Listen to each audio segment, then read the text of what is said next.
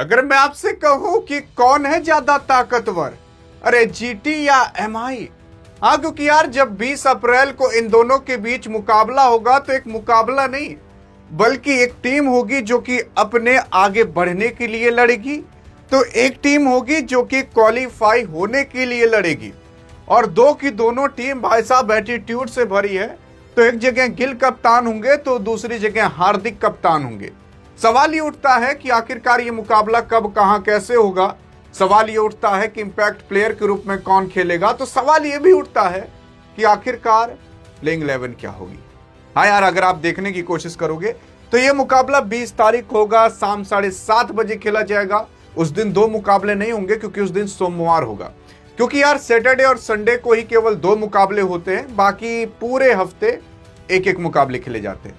यह मुकाबला कहीं और नहीं बल्कि जो जीटी है वो अपने ही सरजमी नरेंद्र मोदी स्टेडियम में खेलेगी, जो कि अहमदाबाद यानी कि गुजरात में स्थित है।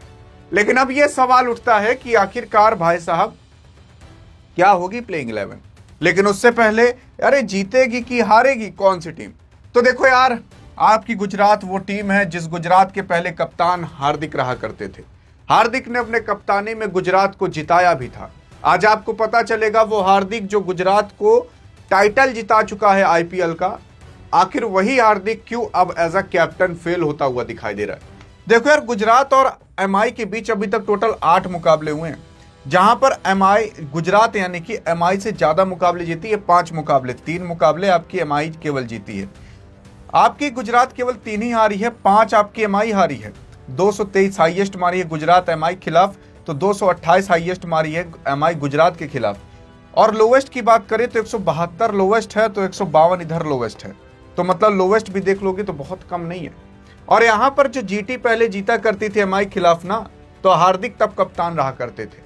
लेकिन अब सवाल उठता है कि आखिरकार हार्दिक एमआई को क्यों नहीं संभाल पा रहे। वो हार्दिक जो कि एज अ ऑलराउंडर के तौर पर खेला करते हैं, वो हार्दिक जो कि एटीट्यूड के बादशाह माने जाते हैं। लेकिन पहले हम समझते हैं जीटी के बारे में, फिर समझेंगे एमआई के बारे में। तो देखो यार, पहले आते हैं आपके गिल साहब एज अ कैप्टन के तौर पर, मतलब जीटी के अंदर कैप्टन रहेंगे। और जीटी यार अब जीतना भी चालू कर दी है। फिर उसके बाद साई सुदर्शन, जॉस बटलर और वाशिंगटन सुंदर। यार अगर खत्म करना है गुजरात को ना, तो ऊपर के 3 बल्लेबाज उड़ा दो। 3 बल्लेबाज जहां आप उड़ा दिए, गुजरात पूरी तरीके से खत्म। फिर इनके पास कुछ खतरनाक बैटिंग वोटिंग नहीं है। वाशिंगटन सुंदर है एज अ ऑलराउंडर के तौर पर। फिर वाशिंगटन सुंदर के बाद अगर आप देखोगे तो ग्लेन फिलिप्स आते हैं जो पूरे आईपीएल टूर्नामेंट नहीं चले। राहुल तेवतिया जो कि बहुत बड़े प्लेयर हैं भी नहीं। फिर आ जाते हैं राशिद खान और अशोक शर्मा साहब। तो ये बैटिंग है इनकी, ये बैटिंग है। आप खुद सोच सकते हो। यहां पर अगर आप देखने की कोशिश करोगे, कगिसो रबाड़ा, फिर उसके बाद फिर मोहम्मद सिराज, और इधर कहा जा रहा है कि प्रसिद्ध कृष्णा और जेसन होल्डर को लाने की एज अ इंपैक्ट प्लेयर में बात की जा रही है। अब जेसन होल्डर की जगह क्या पता शाहरुख खान को भी रखा जा सकता है कि अगर मतलब बैटिंग को बढ़ानी पड़ी तो। लेकिन हाँ, देखोगे तो यहां पर बॉलर्स तो काफी खतरनाक है, लेकिन बॉलर्स की ही बदौलत थोड़ी ना मैच जीता जाता है। हाँ, कुछ मैचेस जीते जाते हैं, लेकिन बल्लेबाज का भी उतना अहम रोल होता है जितना गेंदबाज का होता है। तो यहां पर गेंदबाजी तो अच्छी खासी है, लेकिन बल्लेबाजी 5वें 6ठे नंबर तक ही फुस हो चुकी है। वही कह रहे हैं कि अगर आपने 2-3 बल्लेबाज को ऊपर से उड़ा दिया ना, तो चौथे बल्लेबाज पर तो ऑटोमेटिक प्रेशर हो जाएगा। भाई साहब, मेरे बात तो कोई है ही नहीं, कोई है भी तो वो बहुत तगड़ा नहीं है। तो इस वजह से जीटी ऑन पेपर मुंबई से तो कमजोर दिखती है। लेकिन अब एक बार देखते हैं मुंबई को। तो मुंबई को अगर आप देखने की कोशिश करोगे तो भाई साहब, इसमें पहले 2 नंबर पर देख लो कौन आता है, रेयान रिकल्टन। और फिर उसके बाद इधर हार्दिक पांडे को हमने इसलिए नहीं लगाया क्योंकि हार्दिक पांडे को इंपैक्ट प्लेयर में यहां पर रखने की बात की जा रही है। देखोगे तो सूर्य कुमार यादव, लेकिन ये ओपनिंग नहीं करेंगे। यहां पर रेयान रिकल्टन और क्विंटन डिकॉक रहेंगे। लेकिन अब सवाल ये उठता है कि आखिरकार क्या रेयान रिकल्टन और क्विंटन डिकॉक ओपनिंग करेंगे? नहीं, रोहित शर्मा और क्विंटन डिकॉक को ओपनिंग कराई जा सकती है, या फिर रोहित शर्मा या आपके रेयान रिकल्टन को ओपनिंग कराई जा सकती है।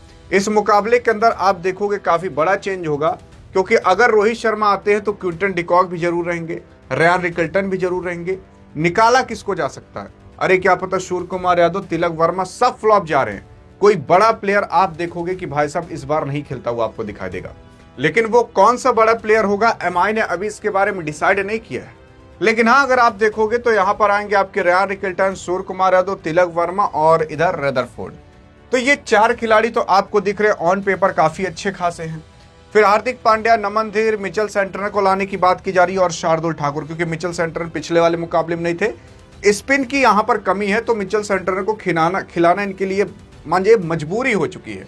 फिर उसके बाद अगर आप देखने की कोशिश करोगे तो यहां पर आपके अश्विनी कुमार को लाने की बात की जा रही है। ट्रेंट बोल्ट और जसप्रीत बुमराह रहेंगे और रोहित शर्मा को इंपैक्ट प्लेयर में रखा जाएगा, इसलिए क्योंकि रोहित शर्मा फील्डिंग नहीं कर पाएंगे इंजरी के चलते, केवल इनसे बैटिंग कराई जाएगी। अब आप खुद बताइए, आप एक बार बताइए, इतना खतरनाक, मतलब अब आप खुद सोचो यार, ट्रेंट बोल्ट वो खिलाड़ी है जो कि बाएं हाथ का गेंदबाज में फास्टर गेंदबाज होते हुए सबसे ज्यादा विकेट लिया इस पूरे आईपीएल के अंदर। पूरा आईपीएल 2008 से जोड़ लोगे तो 150 के करीब विकेट लिया, यह है ट्रेंट बोल्ट। जसप्रीत बुमराह भाई साहब, इनके बारे में क्या ही कहना यार। अभी ये बंदा जिस तरीके से इमोशनली डैमेज हुआ था ना, जब फील्ड पर उठाकर कागज उगज को फेंक रहा था, वो देखकर काफी बुरा लगा था यार। मतलब आप और हम भी कितने गिर चुके हैं। ये आईपीएल के चक्कर में जो पैसे के लिए खेला जाता है सबको पता है। हम जसप्रीत बुमराह जैसे प्लेयर को ट्रोल करने लगते हैं, अरे इसको 15 साल के बच्चे ने छक्का ठोक दिया। अरे अगर ये ना होता ना, ये ना होता तो आज जो आप और हम शौक से कहते हैं अरे भारत आईसीसी के सारे टूर्नामेंट 2-3 साल से लगातार जीता है, खाक जीत लेता अगर ये ना होता तो। जी हाँ, तो कम से कम यार देश का लिहाज रखते हुए ऐसे बड़े प्लेयर को तो ट्रोल ना किया करो। मतलब कुछ समय तक नहीं चला तो आप और हम ही हैं जो कर देते हैं इस तरीके से। वो सूर्य कुमार यादव, अरे नहीं चल रहा, वो ना होता तो आज T20 वर्ल्ड कप की ट्रॉफी ना होती। वो तिलक वर्मा जो ना आज भले नहीं खेल पा रहा, ना होता ना तो आज एशिया कप की ट्रॉफी ना होती, जो एशिया कप उसने फाइनल में पाकिस्तान के खिलाफ जिता दिया था। तो यार कम से कम अपने देश का लिहाज, अपने देश के प्लेयर हैं, बाहर के प्लेयर होते तो चलता भी, कम से कम अपने देश के तो लिहाज यार। आप और हम भी हैं यार, नहीं सुधरते। आप और हम भी एकदम वैसे हो चुके हैं। लेकिन अब अगर आप देखोगे ऑन पेपर तो ये आपको तगड़ी टीम दिख रही है। यहां पर किसी बड़े प्लेयर को निकालकर क्विंटन डिकॉक को लाने की बात की जा रही है। अब किसे निकाला जाएगा किसे नहीं, वो तो देखने की बात होगी, क्योंकि क्विंटन डिकॉक पिछले वाले मुकाबले में आकर ही शतक मार दिए थे। अब शतक मारने वाले खिलाड़ी को नहीं खिलाओगे तो किसे खिलाओगे। तो ऑन पेपर सबसे बेहतर दिख रही है। ये कर नहीं, मतलब ये बेहतर परफॉर्मेंस क्यों नहीं कर पाती, इसको समझते हैं। देखो आपके हार्दिक पांड्या है, हार्दिक पांड्या वो खिलाड़ी हैं, अगर हार्दिक पांड्या जसप्रीत बुमराह कह दिया कि बुमराह साहब थोड़ा इधर हो जाइए ना, तो आप और हम ही हैं जो चिल्लाने लगेंगे, इसकी औकात तो देखो, जसप्रीत बुमराह कह रहा है बगल होने को।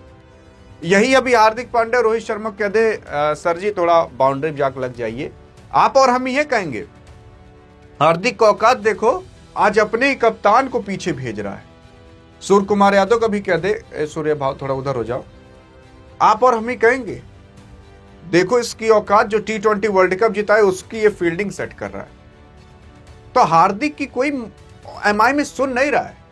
और हार्दिक अगर किसी कहता भी है कि भैया अच्छे से खेल लो, तो आप और हम ही चिल्लाने लगते हो। बेचारा डर के मारा बोलता ही नहीं होगा। ग्राउंड पर अभी वो कह दे रोहित शर्मा थोड़ा पीछे चले जाए, पूरा क्राउड चिल्लाने लगता है।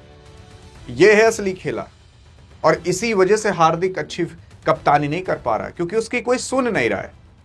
अब आपको क्या लगता है, वो कहेगा रोहित शर्मा को वहां चले जाइए, वो कहेगा सूर्य कुमार यादव को, उसको खुद शर्म आएगी यार, वो T20 वर्ल्ड कप जीता है, मैं उसको कह रहा हूं। उसकी कोई सुन ही नहीं रहा, वो कुछ बोल भी नहीं रहा है। इसी वजह से भाई साहब अब बेहतर कप्तानी कौन कर पा रहा है। अरे जैसे आपके श्रेयस अय्यर साहब, उसमें कोई बड़ा प्लेयर है ही नहीं।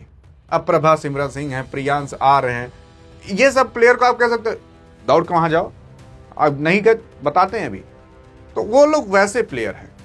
अब यहां पर भैया किसको कहोगे, ये मिचेल सेंटनर न्यूजीलैंड का कप्तान है, चलो नमन धीर कह सकते हो, शार्दुल ठाकुर कह सकते हो, रेयान रिकल्टन, तिलक वर्मा देख लो, सूर्य कुमार यादव देख लो, किसको कहोगे, जसप्रीत बुमराह कहोगे।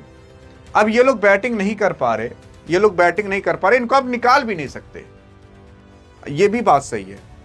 इसी वजह से भाई साहब हार्दिक पांड्या की कप्तानी एमआई के अंदर आपको फ्लॉप होते हुए दिखाई दे रही है। वही 2-3 साल पहले याद करके देखो, जब माथे पट्टी बांध कर आता था हार्दिक पांड्या, रोहित शर्मा कह देता थोड़ा पीछे लग जाइए, लोग कुत्ता कुत्ता बोलने लगते थे।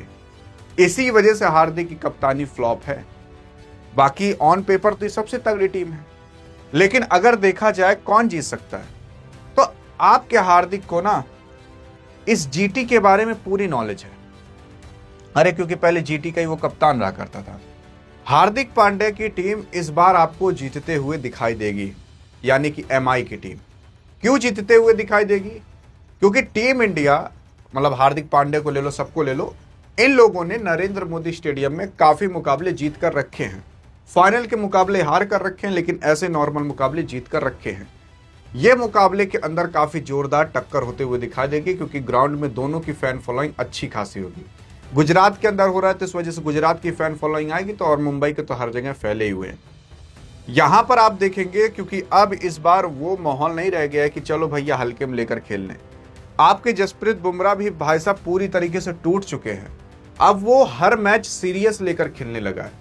आपने वीडियो क्लिप्स नहीं देखी जसप्रीत बुमराह की, हार्दिक पांड्या की, किस तरीके से वो लोग रूठ चुके हैं। अब वो लोग जो मुकाबला खेलेंगे ना, जैसे इंटरनेशनल वाला लेकर खेलते थे, वैसे खेलने वाले हैं वो लोग। इस वजह से अब एमआई को हराना भाई साहब बहुत मुश्किल है। अब आपको दिखाई देगी रियल एमआई। बाकी आपके हिसाब से कौन जीतेगा, कौन हारेगा, देखते हैं आपको क्या कहना है। बाकी अधिक जानकारी चाहिए तो इस वीडियो में मिलते हैं, तब तक लिए जय हिंद जय भारत।